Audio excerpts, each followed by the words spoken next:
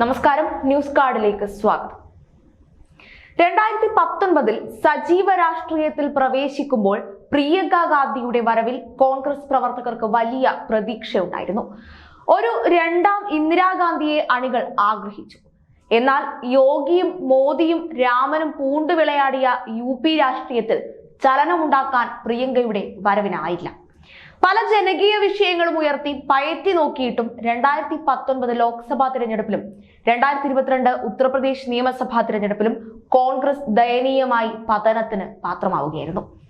വീണ്ടും ഒരു തിരഞ്ഞെടുപ്പ് മുന്നിൽ നിൽക്കുമ്പോൾ പ്രിയങ്ക ഗാന്ധിയെ ഉത്തർപ്രദേശിന്റെ ചുമതലയിൽ നിന്ന് മാറ്റിയിരിക്കുകയാണ് കോൺഗ്രസ്. ചുമതലകളൊന്നുമില്ലാത്ത ജനറൽ സെക്രട്ടറിയായി പ്രിയങ്ക തുടരും. മുൻ രാജ്യസഭാ MP അവിനാശ് പാണ്ഡേക്കാണ് ഉത്തർപ്രദേശിന്റെ ചുമതല നൽകിയിരിക്കുന്നത്. ഇതോടെ പ്രിയങ്ക ഗാന്ധി ലോക്സഭാ തിരഞ്ഞെടുപ്പിൽ മത്സരിക്കുമോ എന്ന ചോദ്യം ശക്തമായിരിക്കുകയാണ്. AICC ചുമതലകളിൽ അഴിച്ചുപണിയിലൂടെ പ്രിയങ്കയ്ക്ക് തിരഞ്ഞെടുപ്പ് രാഷ്ട്രീയത്തിലേക്ക് ഇറങ്ങാനുള്ള കളമൊരുക്കലാണോ? പ്രധാനമന്ത്രി നരേന്ദ്രമോദിക്കെതിരെ വാരണാസിയിൽ നിന്ന് പ്രിയങ്ക മത്സരിക്കണമെന്ന് കഴിഞ്ഞ ലോക്സഭാ തിരഞ്ഞെടുപ്പിൽ ആവശ്യം ഉയർന്നിരുന്നു. മോദിയെ നേരിടാൻ പ്രിയങ്ക എന്ന പോസ്റ്ററുകളും മണ്ഡലത്തിൽ ഉയർന്നിരുന്നു. എന്നാൽ പാർട്ടിയുടെ തിരഞ്ഞെടുപ്പ് പ്രചാരണങ്ങളിൽ ശ്രദ്ധ കേന്ദ്രീകരിക്കാനാണ് താല്പര്യമെന്നായിരുന്നു പ്രിയങ്ക ഗാന്ധിയുടെ നിലപാട്. ഇത്തവണയും സമാനമായ ആവശ്യം ഉയർന്നു വന്നിട്ടുണ്ട്.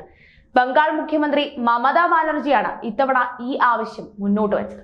ഹദ്രാസ് കൂട്ടബലാത്സംഗ കൊലപാതകം അടക്കമുള്ള വിഷയങ്ങളിൽ പ്രിയങ്ക സജീവമായാണ് UPയിൽ ഇടപെട്ടത്. ഉത്തർപ്രദേശിലെ സ്ത്രീ സുരക്ഷ മുൻനിർത്തിയായിരുന്നു ക്യാമ്പയിൻ ഉണ്ടായിരുന്നത്. പ്രചാരണ റാലിയിൽ വലിയ ആൾക്കൂട്ടം ഉണ്ടായെങ്കിലും അതൊന്നും വേട്ടയാടി മാറിയില്ല. 2019 കോൺഗ്രസിന് ആകെ കിട്ടിയത് സോണിയാഗാന്ധിയുടെ റായ്ബറേലി മാത്രം. 2022 നിയമസഭാ തിരഞ്ഞെടുപ്പിൽ 399 സീറ്റിൽ മത്സരിച്ച പാർട്ടിക്ക് കിട്ടിയത് വെറും 2 സീറ്റുകൾ മാത്രം. തോൽവിയുടെ നിരാശ പ്രിയങ്കക്കും ഉണ്ടായിരുന്നു. സോണിയാഗാന്ധിക്കും രാഹുൽ ഗാന്ധിക്കും ഇല്ലാത്ത ആരാധക കൂട്ടം സജീവ രാഷ്ട്രീയത്തിൽ എത്തുന്നതിന് മുൻപ് തന്നെ പ്രിയങ്കയ്ക്ക് ഉണ്ടായിരുന്നു. ജനങ്ങളുമായി നേരിട്ട് സംവദിക്കുന്ന രീതിയാണ് അവരുടേത്. സ്ത്രീ ശാക്തീകരണ മുദ്രാവാക്യങ്ങളാണ് പ്രിയങ്ക പ്രധാനമായും ഉയർത്തുന്നത് തന്നെ. ഇതെല്ലാം UPയിൽ നില മെച്ചപ്പെടുത്താൻ സഹായിക്കുമെന്ന പ്രതീക്ഷ കോൺഗ്രസിന് ഉണ്ടായിരുന്നു. എന്നാൽ BJPയുടെ ഹിന്ദുത്വ പരീക്ഷണശാലയായി മാറിയ ഉത്തർപ്രദേശിൽ പ്രിയങ്കയുടെ സ്ത്രീ ശാക്തീകരണ മുദ്രാവാക്യങ്ങൾ വില പോയില്ല എന്നതാണ് യാഥാർത്ഥ്യം. ഉത്തർപ്രദേശിൽ തോറ്റത് ശരി തന്നെ, പക്ഷേ ഹിമാചൽ പ്രദേശിൽ പ്രിയങ്കയ്ക്ക് ആശ്വാസത്തിന്റെ വകയുണ്ടായിരുന്നു. 2022 ഹിമാചൽ നിയമസഭാ തിരഞ്ഞെടുപ്പ് പ്രചാരണത്തിന് ചുക്കാൻ പിടിച്ചത് പ്രിയങ്ക തന്നെയായിരുന്നു. 5 റാലികൾ പ്രിയങ്ക ഹിമാചലിൽ നടത്തി. കർണാടകയിലും കോൺഗ്രസിന്റെ തിരഞ്ഞെടുപ്പ് വേദികളിൽ അവർ സജീവമായിരുന്നു. പിന്നീട് വന്ന 5 നിയമസഭാ തിരഞ്ഞെടുപ്പുകളിലും പ്രിയങ്ക ഗാന്ധി സജീവമായി. തെലങ്കാനയിൽ രാഹുൽ ഗാന്ധിക്കൊപ്പം തിരഞ്ഞെടുപ്പ് റാലികളിൽ സ്ഥിര സാന്നിധ്യമായി.